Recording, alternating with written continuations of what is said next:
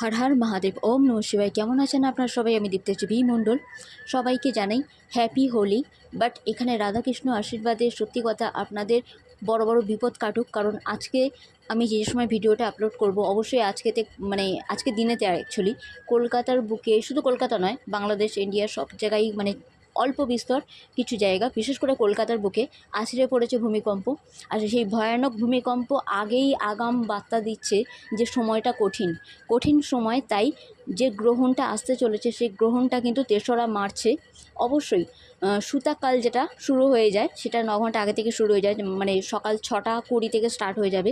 সেই টাইমে আপনারা অবশ্যই পুজো করতে পারবেন না বা কোনো মাঙ্গলিক কার্য করতে পারবেন না, কিন্তু খাওয়া দাওয়া করতে পারবেন। বাট বেলা ৩টে ২০ থেকে স্টার্ট হচ্ছে গ্রহণ।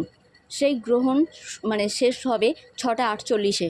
দয়া করে এই টাইমেতে ঠাকুরের কোনো কাজ করবেন না, নিজস্ব কোনো ঝগড়াঝাটি অশান্তিতে কোনো রকম কথা বাড়াবেন না, সম্পর্কে মধুরতা আনার জন্য চুপ থাকবেন। আর অবশ্যই নিজের মধ্যে নিজে টাইম কাটাবেন, কারণ এই সময় অঙ্কন করা ড্রয়িং করা খুব ভালো হবে।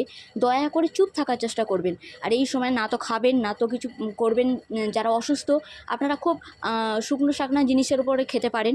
কালী ম্যাজিক বিগিনস নাও কিংবা ওম দম দুর্গায় নমঃ এইটা জপ করা আপনাদের জন্য খুবই ভালো হবে। তার সাথে সাথে একটা কথা বলি, এই টাইমে কেউ ঘুমাবেন না। যতই ঘুম আসুক অন্তত একটু হেলে থাকবেন। যারা প্রেগনেন্ট লেডি তারা গর্ভের ওপরে অবশ্যই গমবাটা লেপন করে সেটা থাকবেন আর ঈশ্বরের শরণে যাবেন।